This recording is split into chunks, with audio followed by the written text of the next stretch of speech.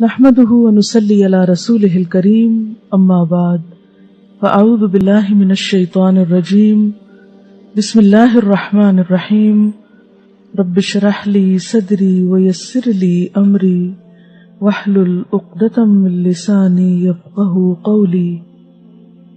دیکھیے دنیا میں اگر معمولی سا سفر بھی ہو، مثلاً میں اپنے گھر سے چل کے یہاں آئی ہوں تو کچھ تو تیاری کرنی پڑی نا.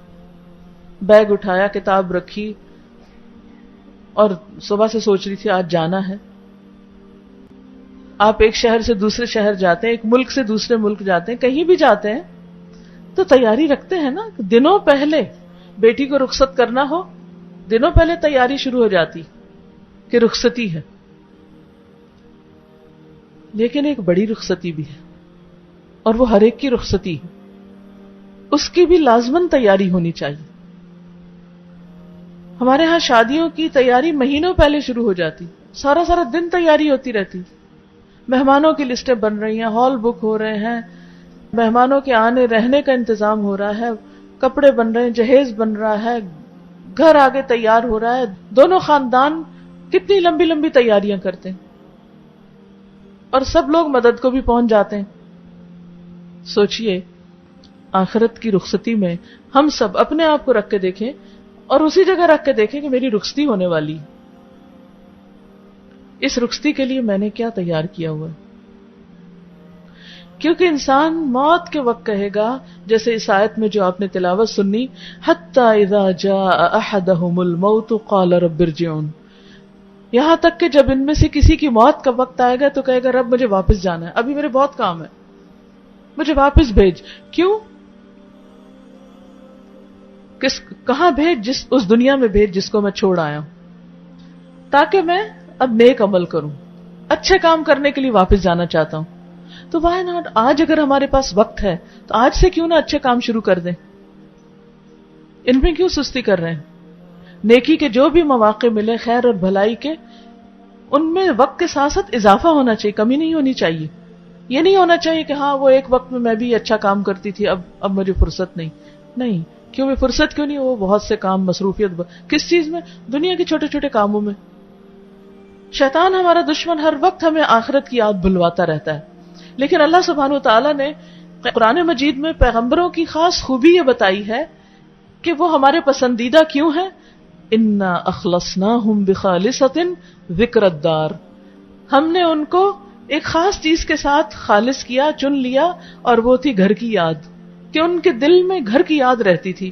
اور گھر کون سا؟ جو ہمیشہ کا گھر.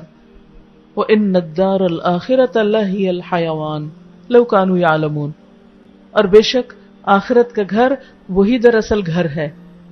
لَهِيَ الْحَيَوَانُ، زندہ رہنے کی وہی جگہ ہے، وہی اصل زندگی ہے. لَوْ كَانُوا يَعْلَمُونَ، کاش لوگوں کو پتا ہوتا. تو بات یہ ہے کہ اصل گھر تو وہ ہے، اور دنیا تو سمجھے ایک میکے کی طرح ہے. جیسے میکے میں لڑکی رہتی ہے تو وہ اکثر یہ سوچتی رہتی کہ میرا گھر نہیں. ماں باپ کے گھر ہوتے ہوئے ہر بچی یہ سوچتی میرا گھر نہیں، میرا گھر تو اگلا گھر ہے. مائیں بھی کہتی رہتی اپنے گھر جاؤ گی تو پتہ چلے گا، اپنے گھر جاؤ گی تو پتہ چلے گا. تو ماں باپ کے گھر کو اپنا نہیں کہتے، وہ دوسرا اپنا کہتے ہیں. اور لڑکی بستی بھی وہی ہے جو دوسرے کو اپنا بنا لے.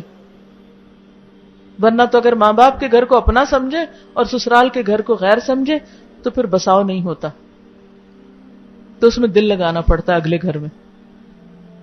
تو مومن کا بھی اگلے گھر میں دل لگا رہتا ہے، وہ اسی کے خواب دیکھتا رہتا ہے، وہ اسی کی تیاری کرتا رہتا ہے، وہ اسی کے بارے میں فکر مند ہوتا ہے. وہ دنیا میں غافل ہو کے نہیں جیتا. تو یہاں ذکر کیا گیا اس شخص کا جو غفلت کی زندگی بسر کرتا ہے، کوئی اچھا کام نہیں کرتا، حتیٰ کہ جب موت آ جاتی تو کہتا ہے اب مجھے واپس بھیجیے، میں اچھے کام کر کے آؤں. تو اللہ تعالیٰ کا جواب کیا ہوگا؟ کلا، ہرگز نہیں، یہ تو ہو ہی نہیں سکتا، امپاسبل. انہا کلمۃ ہوا قائلھا، یہ تو بس ایک بات ہے جو کہہ رہا ہے، یہ اپنی بات میں سچا نہیں، یہ تو ایک بہانہ کر رہا ہے کہ کسی طرح اور واپس جا کے رہنے کا موقع مل جائے، کیونکہ دنیا میں انف زندگی مل گئی تھی. اولم نعمرکم ما یتذکر فیہ من تذکر، کیا ہم نے تم کو اتنی زندگی نہ دی تھی کہ نصیحت پکڑنے والا وہاں نصیحت پکڑ لیتا. وجاءکم النذیر، ڈرانے والے بھی آئے تھے تمہارے پاس. لیکن اس وقت تم نے سوچا ہی نہیں کہ اس گھر جانا ہے. ہم سب اپنے آپ سے پوچھیں کہ ہم کتنی دفعہ سوچتے ہیں کہ میرا گھر وہ ہے، میرا گھر وہ ہے. ذکر الدار، گھر کی یاد کتنی دفعہ آتی. تو اللہ نے ان لوگوں کو چن لیا، اپنا پسندیدہ بنا لیا جو اس گھر کی یاد میں جیتے ہیں. کامیاب لوگوں کی صفت ہی یہی ہے کہ وہ انجام کو سامنے رکھ کے کام کرتے ہیں کہ اس کا اینڈ ریزلٹ کیا ہوگا، کہاں جانا ہے مجھے. ہم سب سوچیں ہمارا اینڈ کہاں ہونے والا ہے. دنیا کا اینڈ اصل اینڈ نہیں، اینڈ تو وہاں، اینڈ اپ وہاں جا کے ہوں گے، اس سے آگے کچھ اور نہیں. آخرت کو آخرت کہتے ہی اس لیے ہیں کہ وہ آخری چیز ہے، فائنل ڈیسٹینیشن، اس سے آگے کچھ نہیں. نو وے آؤٹ، وہاں سے فرار کا رستہ ہی نہیں، کہیں اور نکل ہی نہیں سکتے.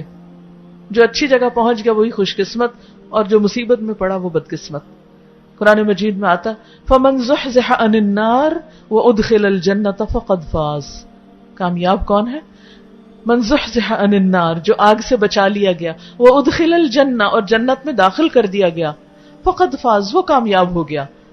یہ ہے سکسیسفل پیپل، یہ ہے اصل کامیابی.